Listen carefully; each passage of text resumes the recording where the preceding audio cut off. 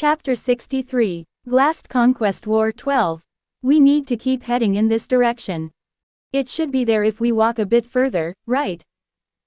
Tilda. The further we go, the more secluded it gets. Quote, Lortel already had his hands full with having to restrain Elt and to keep a vigilant eye on him.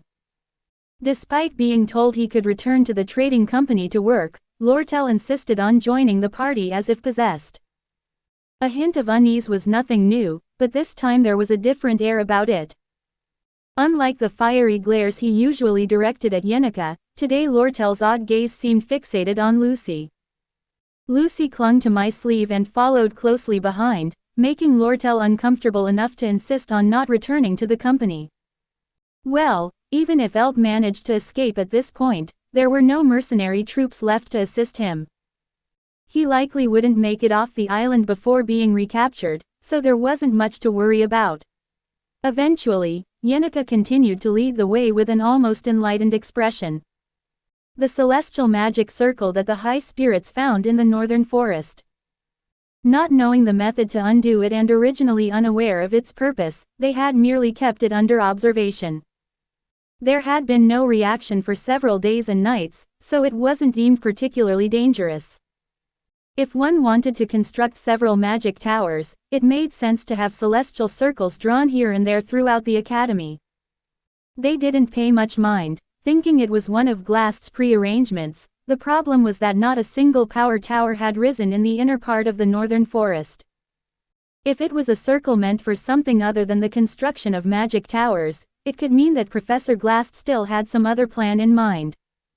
Looking up, the numerous magic towers were cracking and crumbling. By now, the conquest of Glast should be wrapping up, and Taylor's party must be carrying out their final escape from the magic tower with Aila. There was no need to delve deeper into Glast's intentions now, but being thorough wouldn't hurt. Upon reaching deep into the northern forest, a celestial circle lay drawn, modest in size but of unmistakable form. Looks like it has been activated recently. The spirits must have missed it with all the commotion going on around the academy. Quote, Yenneker said this and began to look around the circle. Despite everything, it would be unlikely that one could easily decipher such an enigmatic celestial circle. This is a transport magic. It uses celestial power to maximize the efficiency of the mana consumption for engraving. The efficiency is even better than what's been put in by the elemental formula, making it ideal for emergency escapes. Quote, Lucy explained this in a calm voice. I looked at her still gripping my sleeve and cocked my head. Really? Yeah. Quote, then, she let out a big yawn. With that, just as I was about to ask why she was holding on to the cuff and to take her time talking about it. There are blood stains. Quote, Yenneker had discovered a curious trace. A thick trail of blood led from the outer edge of the circle heading towards the periphery of the forest. It seemed someone severely injured had walked out of the transport circle into the interior of the forest. We exchanged glances and nodded. It was needless to say whose work this celestial circle bore the mark of. I closed my eyes, picturing the final scene of Act 2 in my mind. The final moments of Professor Glast, who broke taboos in his attempt to revive a great individual who could realize his ideals for the world's advancement. His last form, a bloodied mess, having leapt, leaving behind an undecipherable will. I thought that was the end of Professor Glast, but he had left this escape route in place. Feigning a dive, he must have summoned the celestial circle with the last of his magic power and fled. It was a wise choice, as overt escape would lead to pursuit.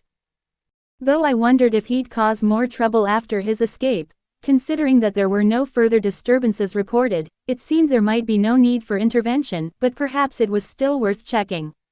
Following the blood trail in contemplation, we found Professor Glast, and I then understood why there had been no further incidents. Under a bright moon on a late night, Professor Glast, propped up against an old tree and breathing shallowly, was already on death's door. His faculty robe was torn. Hair matted with blood. His visage gaunt.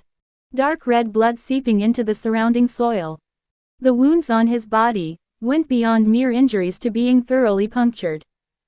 At this point, fussing and attempting to transport him would be futile, his fate was sealed. He was barely extending his life using the remnant mana for hemostasis, but no other benefit was to be expected. Who? Quote, with a voice boiling with blood, Professor Glast managed an intrigued curl of his lips. It's curfew time for the dorms. What are the students doing here? In such a situation, you still say that? With her hands covering her mouth and pupils trembling, Yenneker was shocked, and Lortel seemed calm at a glance, but his eyes were narrowed. Naturally, Lucy seemed to have no concerns. She still didn't let go of the sleeve. With a quivering voice, Yenneker asked. Here, what? I was looking up at the moon. Quote, the grand old tree's shadow prevented the surrounding vegetation from receiving sunlight. As such, the ground near such colossal trees is always clear of underbrush. And that's why one can see the night sky so clearly through the tree leaves.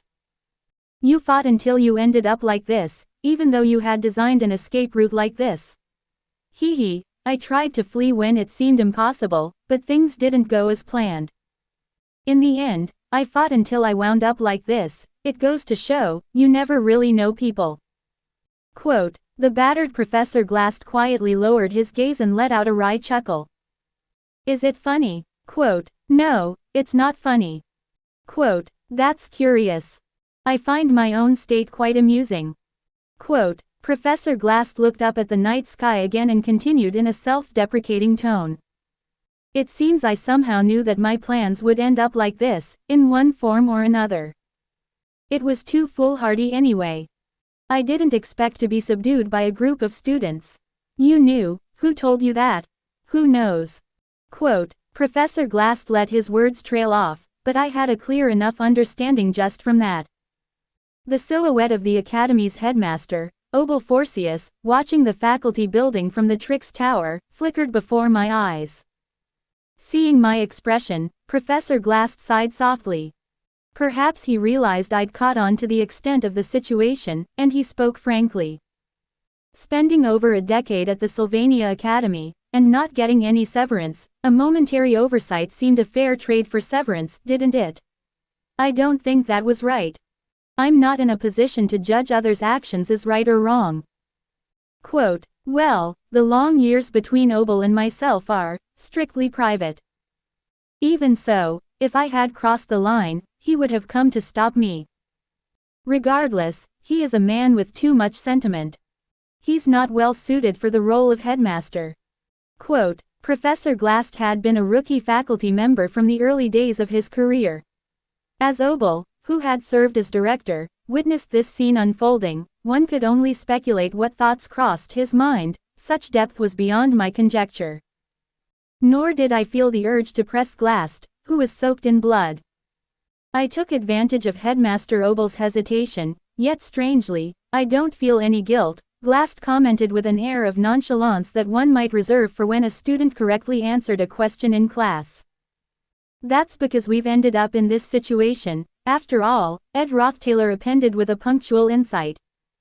Indeed, Glast continued in his teasingly smooth manner, you're a better student than I realized, and it's uncharacteristic of me to have noticed so belatedly. Quote, why kidnap me in the first place? I don't seem particularly essential to your plans, Professor Glast.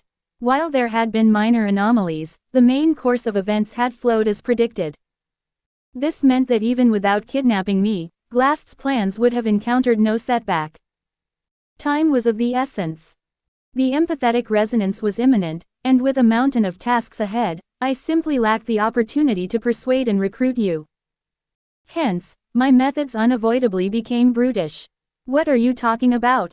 Remember the time I tried to nab you and sent a letter, only for you to collapse from overwork without a chance to respond?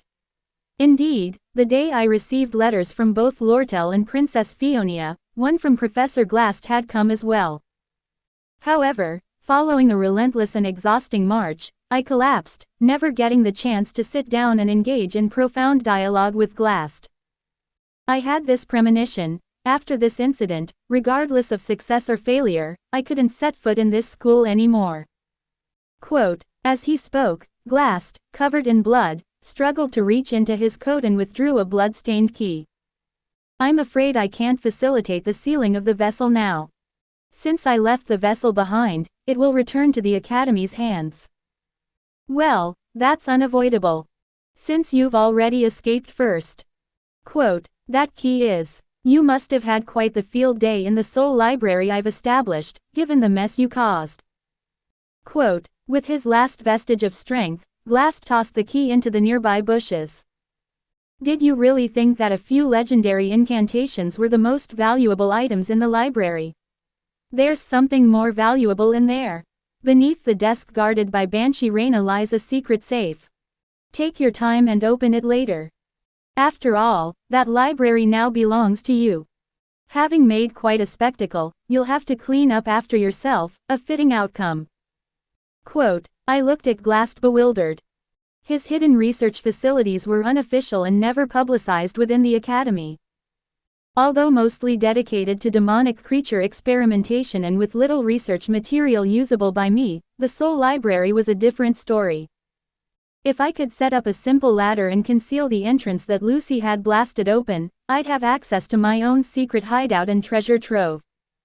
Peering through the shattered library would reveal a vast array of magical artifacts and formulas, all of which could become my property.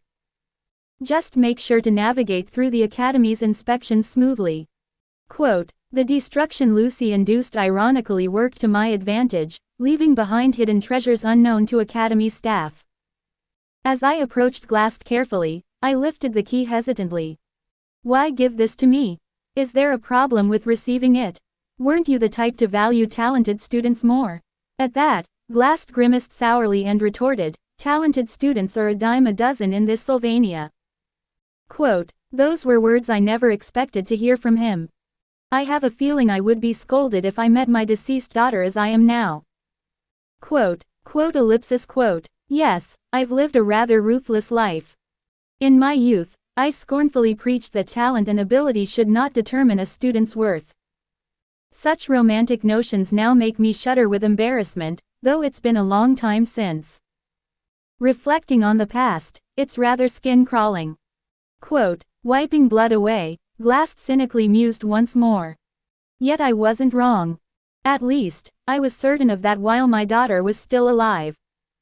Quote, I thought losing blood would feel cold, but it's warm instead. After uttering those oddly light-hearted words, Glast relaxed his body. But, 17 years with my daughter weren't so bad. Was she 17? Yes, 17 years, long in some ways, short in others. Glast spoke only to sputter out blood. Yenica began trembling in shock, but found no words of worry to express.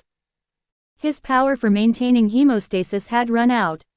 His physical condition was beyond mere help from first aid, his body had reached its limits after excessively overloading it with heroic power. Now he had barely enough vitality left to speak. Despite this, the corners of his mouth refused to droop, which was really quite exasperating. After a few coughs and the gurgle of boiling blood, he cracked a faint smile. If I consider dying alone as atonement, then the sins I've committed don't seem too harsh a trade. Quote, Glast closed his eyes gently. Leaning against the oak tree, he slowly reflected on his life, alone. Ultimately, he held a student's life at risk, gone astray, it was a fact irrefutable by anyone. I visited Assistant Professor Claire. Despite all her complaining, she acknowledged you greatly. Surprised me how she wept, declaring you were truly the most scholarly individual. Quote, unable to muster a response, there was no sign from Glast. Your relationship with Claire wasn't long. Through her postgraduate studies for 4 years, and 5 more while she achieved her educational qualification. If she had stayed until your retirement, that would have been nearly 17 years. Quote, silence. Looking up between the leaves of the oak, the moon seemed gentle. 17 years, long if you think about it, short if you don't. At those words, Glast's eyes snapped open. He tried to raise his voice as if to speak, but no strength was left within him. He seemed to lament dying alone, but that was only his limited perspective.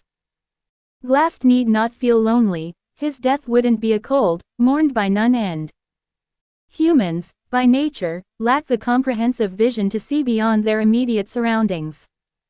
Even a distinguished scholar, well versed in countless magical tomes, cannot fathom the human soul, their own included. Struggling under the weight of his drooping eyelids, the last person to enter his vision was Lucy. As Lucy gripped my forearm and looked at him, I wondered what her expression conveyed. Unfortunately, I could not see from my vantage point. "That's wise." Murmuring as if drifting to sleep, Glast closed his eyes for the final time through inference alone. The second act drew to a close, and the world slowly drifted into slumber. Beneath the moonlight, resting peacefully upon the oak, the body looked as though it were merely succumbing to deep sleep. And we just stood there, watching for a while. If you want to have more videos like this, then like and subscribe to my channel.